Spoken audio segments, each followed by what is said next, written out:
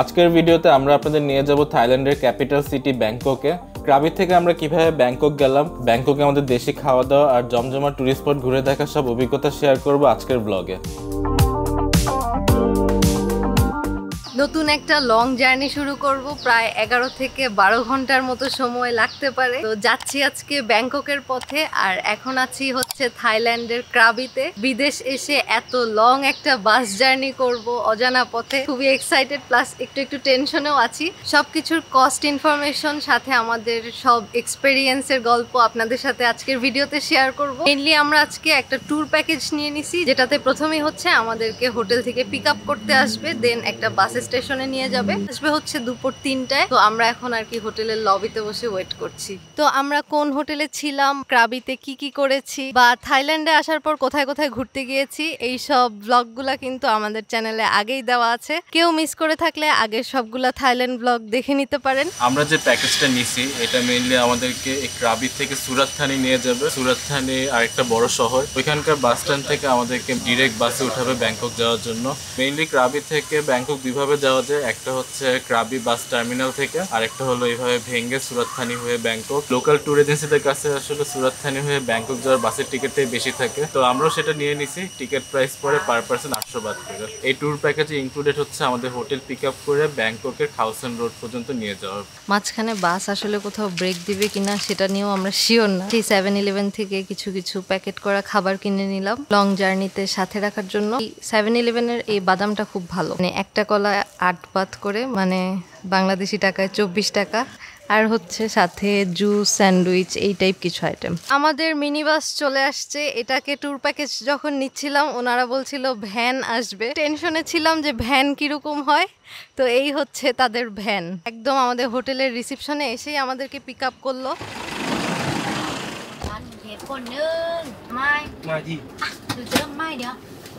এটা যদি হয় ভ্যান, লাক্সারিয়াস মিনি বাস বলা যায় একটা। হ্যাঁ জোস, ইন্টেরিয়রটা অনেক সুন্দর আর উপরে গ্লাস দেওয়া, জোস। সিটগুলো আরামের, আমরা ছাড়া কেউ নাই। এখন হচ্ছে আমাদের 2 ঘন্টা জার্নি করতে হবে প্রথমে। এই জার্নিটা সুন্দর হবে, আরামের মিনি বাস। যে আমাদেরকে প্রথমে স্টিকার দিয়ে দিছে, আমি উল্টা লাগাই ফেলছি বলে। এটা আসলে আইডেন্টিফাই করবে আমরা কোন বাসে যাব, সেটার জন্য ওদের সিস্টেমগুলো খুব সুন্দর, ভালোভাবে মেনটেন করে। It's kind of funny that the more we pass time, the more we need to set the rewind. And 19 was the year I had to leave you, but now I'm seeing all the signs. Is this really happening? I can't believe it's true. I'm just as surprised as you. Surat Thani আসতে আসতে সন্দেহ হয়ে গেল। এই বাস স্টেশনটা একটা normal bus স্টেশনের মধ্যেই খাওয়া দাওয়া, টয়লেট এসবের ভালো ব্যবস্থা আছে। এখন প্রায় 7টা বাজতেছে আর এখানকার দোকানপাট প্রায় সবই বন্ধ। সন্ধ্যা হওয়ার পরই দোকানপাট সব বন্ধ হয়ে যায় এলাকায়।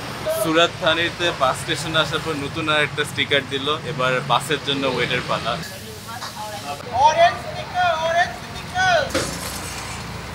অরেঞ্জ স্টিকার এভাবে করে ডাকছে, আমাদের বাস চলে আসছে। ওয়াও, ডাবল ডেকার বাস। এটা হচ্ছে ওদের এখানকার ভিআইপি বাস। আসো আসো আসো, আমরা উপরে সিট নেই, চলো। ওয়াও, কি সুন্দর বাস। মাঝখান দিয়ে হচ্ছে উপরে উঠার সিঁড়ি। লাগেজে কোনো ট্যাগ নেই, আবার বাসের সিটগুলো ইচ্ছা মতো যে যেখানে সিট পাই এরকম আর কি। পুরো অন্যরকম একটা এক্সপিরিয়েন্স হতে যাচ্ছে, এক্সাইটেড লাগতেছে। হয়তো বেশিরভাগ টাইম ঘুমাই কাটাবো, তাও দেখি hope for the best. Bus houseful. দুটো চিপস দিল ফ্রি, কর্ন চিপস, চিপস আর এই পানি ফ্রি। আর সাথে আমি খাবারটা বাস স্ট্যান্ড থেকে পার্সেল নিছি, এটা খাবো বাস ছাড়ার পর। সো সন্ধ্যা 7টায় আমাদের জার্নি শুরু হলো। বিসমিল্লাহ। অনেক পরিমাণে ভাত আর উপরে হচ্ছে গার্লিক চিকেন কারি। দুইজন মিলে এই একটা নিচ্ছি কারণ ব্যাগে আরো খাওয়া দাওয়া আছে। তার প্রাইসই হচ্ছে 70 বাত, সো গুড ডিল।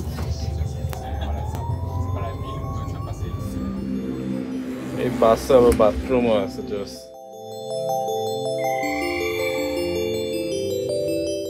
আমাদের ক্রাবি টু ব্যাংকক এই লং বাস জার্নিটা কিন্তু ভালোই ছিল। রাস্তা একদমই স্মুথ, সুন্দর হাইওয়ে। আর জার্নির পথে একবার ব্রেক দেওয়া হয়েছে 30 মিনিটের মতো। এখানে খাওয়ার ব্যবস্থা তেমন একটা ভালো লাগে নাই। চেষ্টা করবেন কিছু খাবার দাবার কিনে সাথে রাখার, তাহলে আর এই প্রবলেম ফেস করবেন না।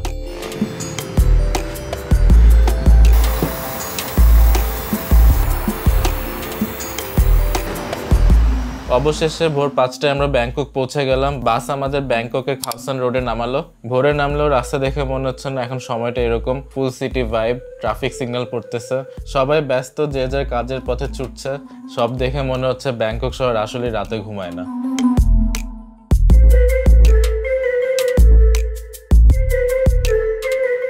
আমরা একটা ট্যাক্সি নিয়ে নিলাম। উদ্দেশ্য হচ্ছে ব্যাংককের হোটেল চেক ইন করা। আমরা হোটেল বুক করেছি এখানকার ফেমাস সুকুমভিত এরিয়াতে। এই খাওসানেও অনেক টুরিস্ট থাকে, তবে আমরা হোটেল চুজ করেছি সুকুমভিত এরিয়াতে, মেট্রো স্টেশনের একদমই কাছের রোডে, যাতে মেট্রোতে চলাচল সহজ হয়। আমরা যেহেতু অনেকদিন থাইল্যান্ডে আছি, তাই কয়েকটা এরিয়াতে থেকে ভিন্ন ভিন্ন এক্সপেরিয়েন্স নেওয়া। তো আমাদের রুমটা ভালোই বড়, তবে ইন্টেরিয়র লুক একটু পুরানো ধাঁচের, সবকিছুই রেনোভেট করা। সেরকম লাক্সারিয়াস না, তবে মোটামুটি ভালোই, থাকার জন্য চলে। রুমের সাথে বড় একটা ব্যালকনিও আছে। ব্যালকনি থেকে শহর দেখতে পারলে খুবই ভালো, না হলে একটু বন্দি বন্দি লাগে। তাই আমরা যখনই সম্ভব ব্যালকনি সহ রুমগুলোই নেই। দূরে ব্যাংকক শহরের উঁচু উঁচু বিল্ডিং গুলো দেখা যাচ্ছে, আর এদিকে হচ্ছে লোকালদের বাড়িঘর। সামনের ওই বারান্দাটা দেখে মনে হচ্ছে লোকাল কোনো লন্ড্রি শপ, মানে লোকাল একটা ভাইব। এখানকার মানুষজন কিভাবে থাকে এইসব পরিবেশ দেখা যাচ্ছে।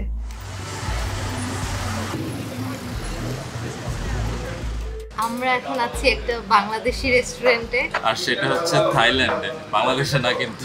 মানে থাইল্যান্ডে আমরা আসার পর থেকে সব জায়গায় থাই লেখা থাকে, ইংলিশ লেখাও থাকে না। তারপরে হচ্ছে ওনারা ইংলিশ বুঝেও না, বলতেও পারে না। এটা নিয়ে অনেক জায়গায় প্যারা খাইছি আমরা। আর অনেকদিন ধরে বাংলা খাচ্ছিও না। মানে সব মিলায় রাস্তা দিয়ে হাঁটতে হাঁটতে বাংলাদেশি রেস্টুরেন্ট লেখা দেখে আর লোভ সামলাতে পারলাম না, ঢুকে গেছি এখানে। বাইরেতে সাইনবোর্ডে বাংলায় লেখা দেখে ভালো লাগে। এটা হচ্ছে মনিকাস কিচেন রেস্টুরেন্টের নাম। সো এটা হচ্ছে মেইনলি এখানকার মেনু। সব খাবারের দাম এখানকার তুলনায় মোটামুটি রিজনেবলই বলা যায়। মাছগুলার নাম সব বাংলায় লেখা, আইর, পাঙ্গাস, কোরাল। এছাড়া হচ্ছে তেহারি, বিরিয়ানি, খিচুড়ি এসবও আছে। বাট আমরা আজকে ভাতের সাথে মাছ খাবো। এটা মাগুর মাছ, আইর মাছ, পাবদা, রুই মাছ ভুনা, রুই মাছ কারি, চিপ, ছোট ট্যাংরা, গরু কালো ভুনা, গরু কারি, মটন, মুরগি কারি। মেনুর সব খাবারগুলো আবার ওদের এখানে ডিসপ্লে করা, দেখে দেখে চুজ করা যায় যে কোনটা নিব। অর্ডার করার পর হচ্ছে এগুলা গরম করে সার্ভ করবে। আর আমরা চেয়েছিলাম বিফ কারি নিতে, বাট এখানে বিফ কারিটা দেখে ওরকম লোভনীয় মনে হচ্ছে না, কিন্তু মাছের আইটেমগুলো দেখে খুব ভালো মনে হচ্ছে। মাগুর মাছ আর চিকেন কোরমা, আলু ভর্তা, ভুনা ডাল আর 2টা রাইস। ওনাদের জিজ্ঞেস করলাম যে এই মাছগুলো কোথা থেকে আসে, তো বললো ব্যাংককের নদী থেকে, মানে ব্যাংকক থেকে কালেক্ট করা। সবচেয়ে মজার ব্যাপার হচ্ছে ওনারা বাংলায় কথা বলে, বাংলা বুঝে। এখানে কিন্তু মানে সবাই কিন্তু বাংলাদেশি না বা বাঙালি না, ওনাদের দেশ হচ্ছে বার্মা।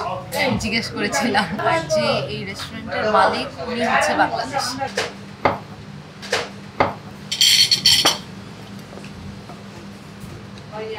এই হচ্ছে আমাদের মাগুর মাছ, চিকেন কোরমা, আলু ভর্তা আর হচ্ছে ঘন ডাল। চিকেন কোরমাটা দেখতে কিন্তু অনেক লোভনীয়, ঝোলটা সুন্দর, অনেক মাংসের পিসগুলো অনেক বড় বড়। মাগুর মাছগুলো হচ্ছে ছোট ছোট টুকরা করে ভুনা করা, দেখতে ঝাল ঝাল। আর সাথে হচ্ছে সালাদ। এই রান পিস তো তোমারই। আলু ভর্তাটা খুবই প্লেন দেখতে, কাঁচা মরিচ দিয়ে ভর্তা করা, একটু ধন্যবাদ দেওয়া আছে।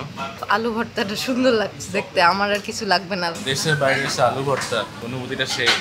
ভাত এত বেশি বাবারে, ভাতের দাম ছিল 20 বাট, মানে 60 টাকা বাংলাদেশি টাকায়। একটা নিলেই আসলে দুইজনের হতো। আলু ভর্তাটা এত নরম হয়েছে, ওরে বাবা, আলু ভর্তার মরিচ অনেক ঝাল। খালি মরিচ খাচ্ছিলাম, এই মরিচটাই অনেক ঝাল। আলু ভর্তায় যে মরিচটা দিছে এটাও ঝাল। নাও ডাল খাও, ঝাল কমানোর জন্য। আলু ভর্তার সাথে ডাল, এটা তো বেস্ট কম্বিনেশন। মনে হচ্ছে থাইল্যান্ডে এসে বাংলাদেশে ফেরত চলে গেছে। আলু ভর্তা, ডাল, সাথে লেবু, কাঁচা মরিচের ঝাল। আলু ভর্তায় প্রচুর সরিষার তেল, মজা। মানে সরিষার তেলের ঝাঁজটা মুখে তার সাথে সাথে লাগছে। বিশাল বড়। আমাদের বাংলাদেশের মুরগিগুলো একটু ছোট হয়, ফার্মের মুরগি হলো একটু ছোট হয়।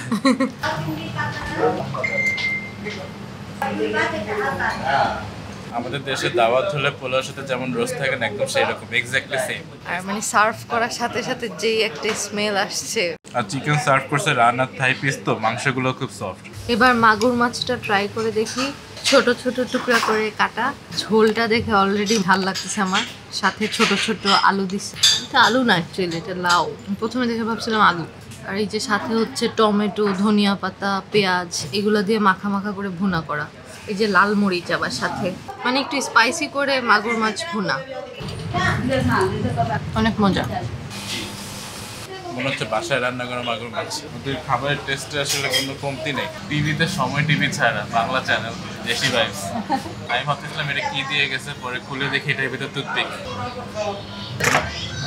চিনি দেওয়া নাই, ব্রাউন সুগার 2 চামচ দিলাম, একটু দিই 2.5 চামচ। ওর এত চিনি। চাটা আসলে খুবই ভালো। খাওয়া দাওয়া শেষে আমাদের বিল আসলো টোটাল 1500 টাকার মতো। আবার আসবো এখানে চা খেতে। আমরা যেখানে খাওয়া দাওয়া করলাম এটার পাশে আরেকটা বাংলা রেস্টুরেন্ট আছে, স্টার রেস্টুরেন্ট লেখা নাম। মেইনলি এই দুইটাই হচ্ছে বাংলা খাবার দেখলাম এখানে। এখানে একটা হসপিটালও আছে, বামরুড গ্রাড নাম একটা, কি জানো একটা? খুবই ফেমাস একটা হসপিটাল এখানকার। হ্যাঁ, তো এখানে মেবি বাঙালিরা বেশি আসে, এই জন্য এই হসপিটালের নিচেই দুইটা বাংলা খাবারের দোকান আমরা পেয়েছিলাম। এই রোডটা হলো সুকুমবিট 6 রোড। এই রেস্টুরেন্টের এক্সাক্ট লোকেশন লিংক আমি ডেসক্রিপশনে দিয়ে দিব। এদিকে আবার দুবাই রেস্টুরেন্টও আছে, ইন্ডিয়ান, থাই এইসব খাবার দাবার পাওয়া যায়। মানে এই রোডেই আশেপাশে অনেক রেস্টুরেন্ট আছে আসলে। সো আপনারা থাইল্যান্ডে এসে বাংলা খাবার খেতে চাইলে এদিকে এসে পেয়ে যাবেন। এখানে ভ্যানে করে আম কাঁঠাল বিক্রি করছে। আমাদের জাতীয় ফল কাঁঠালের প্রাইস হচ্ছে হাফ কেজি 100 বাত, মানে 300 টাকা করে। আল্লাহ, ম্যাপ বাইর করে বুঝাচ্ছে। This one. আইকন সি আমি beside the river. Okay, I stop here. You take a boat. Boat Yes. Okay From Bangladesh. no superstar Bangladesh. বলে আমরা সুপারস্টার নাকি বাংলাদেশের? ক্যামেরা হাতে দেখে হ্যাঁ। আমরা উঠে গেলাম থাইল্যান্ডের ফেমাস টুকটুকে। খুবই কিউট, সিএনজির মতো, বাট চারপাশে খোলা, জিনিসের sound boom boom. Boom boom করে আমরা এখন যাচ্ছি। এই শহরে আবার জ্যামও হয় অনেক, কিন্তু বেশি সময় নেয় না, সিগন্যালগুলো ছেড়ে দেয়। সাউন্ড ইঞ্জিনের।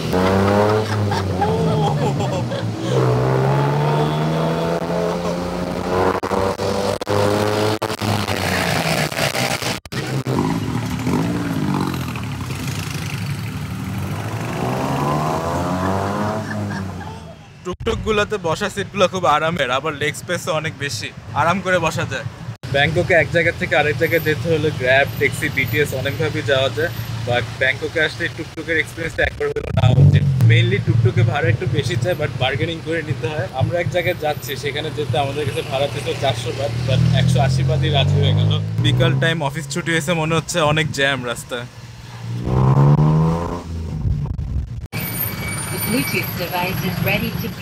জ্যামের শহর, ব্যস্ত শহর ব্যাংকক, অফিস ছুটির টাইম মেবি, এর জন্য গাড়ি চলাচলের মানুষজনও বেশি। আর টুকটুকে অনেক বেশি সাউন্ডে গান চলতে থাকে, সিগন্যাল ছাড়লে স্পিডে টান। টুকটুকের এই রাইডটা নিতে আমাদের ভালো লাগলো, ড্রাইভারের সাথে এক্সপিরিয়েন্সটা ভালো হলো না। উনি আমাদের যে ঘাটে নামানোর কথা তার কিছু আগে নামাই দিল, আবার টাকাও বেশি চাচ্ছে। 180 বাতে রাজি হয়েও এখানে এসে 200 বাত লাগবে তার, এছাড়া আর কোনো ভাষা বুঝতেছে না, এরকম ভান করলো। অনেকটা স্ক্যামিং এর মতো। Crazy. No, no, no, no, no, no, no, no. Give me. যাই হোক, আমাদের অল্প কিছু তো হেঁটে যেতে হচ্ছে। সামনেই একটা সি ফ্রায়া পিয়ারের ম্যাপ দেওয়া। আমরা যাব এখানে আইকনসিয়াম, এটার জন্য এই ঘাটে যেতে হবে। আইকনসিয়ামে যেতে হলে বাই রোড ট্যাক্সি নিয়েও যাওয়া যায়, আবার এই ঘাটে এসে ফ্রি বোট সার্ভিস নিয়েও যাওয়া যায়। সো এই ঘাটের নাম হচ্ছে সি ফ্রায়া পিয়ার। এখান থেকে আইকনসিয়ামে শাটেল বোট ছাড়ে।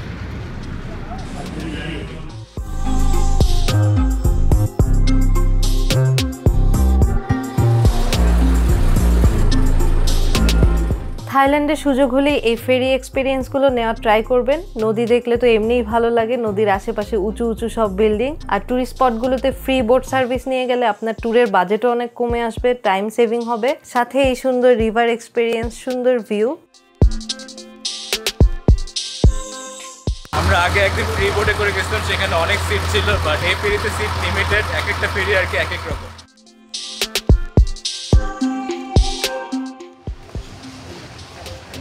আমরা যে শাটেল বোটে করে আসলাম এটা কিন্তু ফ্রি, এক ঘাট থেকে আইকনসিয়ামে ঘাটে নামায় দেয়। আইকনসিয়াম হচ্ছে এশিয়ার লার্জেস্ট শপিং মলগুলোর মধ্যে একটা। নট অনলি শপিং মল, এখানে বিশাল বড় ফুড কোর্ট আছে, নাইট মার্কেট আছে, ব্যাংক, রেসিডেন্সিয়াল এরিয়া সব আছে, মানে সব মিলায় বিশাল বড় একটা প্রজেক্ট। সবসময় জমজমাট থাকে, সবাই ঘুরতে আসে এখানে দেখতে, আমরাও চলে আসছি। আর এই বিকাল টাইমটা কিন্তু এই জায়গায় ঘুরতে আসার জন্য বেস্ট, কারণ তখন এই ব্যাংককের এই নদীটা সুন্দর একটা ভিউ পাওয়া যায়। হ্যাঁ, আর আজকে ওয়েদারটাও সুন্দর, বাতাস, মানে নদীর পাশে দাঁড়ায় এরকম পরিবেশ এনজয় করছি। মেলা মেলা পরিবেশ। হ্যাঁ, একদম আমাদের মেলা মেলা অনেকটা।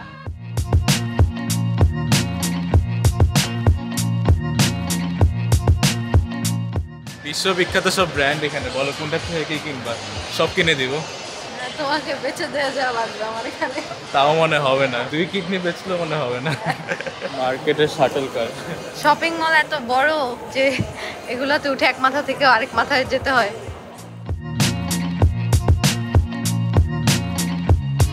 এখানে আসলে আগা মাথা আমরা কিছু খুঁজে পাচ্ছি না, ম্যাপে সব দেওয়া আছে কোথায় কি। এই মার্কেট এরিয়ায় কিন্তু সবাই কেনাকাটার থেকে ঘুরতেই আসছে বেশি, কারণ কারো হাতে শপিং ব্যাগ নাই, দোকানগুলোও খালি, জাস্ট সবাই ঘুরে ঘুরে দেখছে। অ্যাপল স্টোর দেখতে যাবো এখন, চলো। আইফোন কিনে দাও। তোমার তো আছেই। 15 কিনে দাও। সো আইফোন 14 প্রো ম্যাক্স এখানে হচ্ছে 44,900 বাট, 3.2 রেটে এটিএম থেকে পাইছি আর কি আমি বাট, 1,43,680। তো আইফোন 14 প্রো ম্যাক্সের দাম থাইল্যান্ডে এরকম। ওই যে মহানাখন, ব্যাংককের হাইয়েস্ট ভিউ পয়েন্ট, একদম চূড়া থেকে পুরো ব্যাংকক সিটির ভিউ আমরা দেখেছিলাম। সেই ভিডিওটা হচ্ছে ব্যাংকক সিরিজের আগের ভিডিওতে পাবেন, লিংক দিয়ে দিব। 6th ফ্লোরে একটা ওপেন স্পেস আছে, এখানে একটা ক্যাফে আছে, সামনে থেকে সুন্দর ওপেন ভিউ পাওয়া যায় পুরো ব্যাংকক সিটির। এখানকার কফির প্রাইস হচ্ছে 150 বাত থেকে শুরু। এখানে আপনারা আসলে এরকম স্পেসে বসে কফিও খেতে পারবেন আর এরকম সুন্দর ভিউ এনজয় করতে পারবেন। এই সামনের নদীতে বোটগুলো চলছে, এই ভিউটাও অনেক সুন্দর। আর পিছনে ব্যাংককের উঁচু উঁচু সব বিল্ডিং একসাথে। এটার পিছনে হচ্ছে একটা ক্যাফে আছে।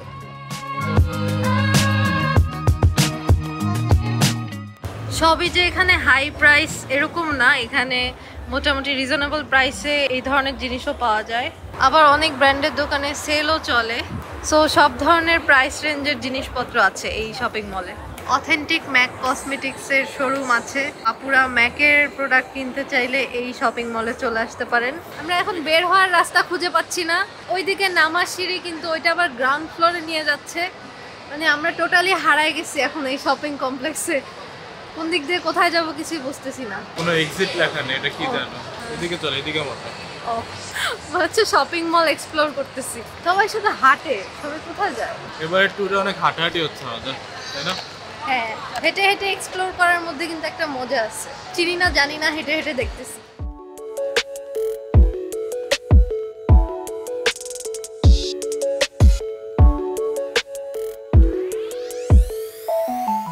আইসক্রিম পেয়ে এত খুশি হয়ে গেল? পিঙ্ক কালারের কিউট একটা আইসক্রিম নিছি, কোন স্ট্রবেরি ফ্লেভারের। না, আইসক্রিম তো ভ্যানিলা, কোনটা হলো স্ট্রবেরি ফ্লেভারের। এখানে একটা গ্যালারির মতো আছে, সবাই সিট নিয়ে বসে আছে, আমরাও বসে পড়লাম। এখানে একটা লাইট শো হবে, সবাই দেখার জন্য ওয়েট করতেছে। আর আমাদের পিছনে যে বিল্ডিং গুলো দেখা যাচ্ছে এটা হলো টুইন টাওয়ারের মতো। সন্ধ্যা হওয়ার সাথে সাথে চারপাশে সব লাইটিং, মানে হঠাৎ করে নাইট মোডটা আবার অন্যরকম সুন্দর হয়ে গেছে। এই লাইট শোটা হচ্ছে প্রতিদিন 6:30 থেকে 7টার সময় হয়, আর পাবলিক হলিডেতে 8টার সময় এক্সট্রা আরেকটা হয়। এটা শুরু হয়ে গেছে। ওয়াও,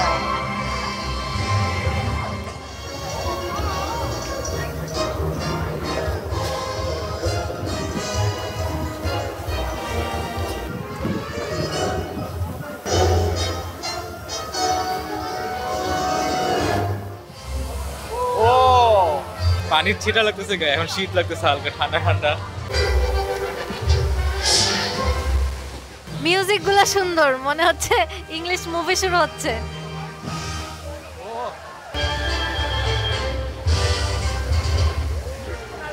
শোটা কিন্তু অনেকক্ষণ ধরে হয়, একদম পুরো 20 মিনিট। লেজার আর পানি দিয়ে রং বেরঙের খেলা দেখায়, সুন্দর, এনজয় করার মতো ব্যাপারটা। এদিক দিয়ে যারা আসতেছে তাদের ভিজে অবস্থা খারাপ।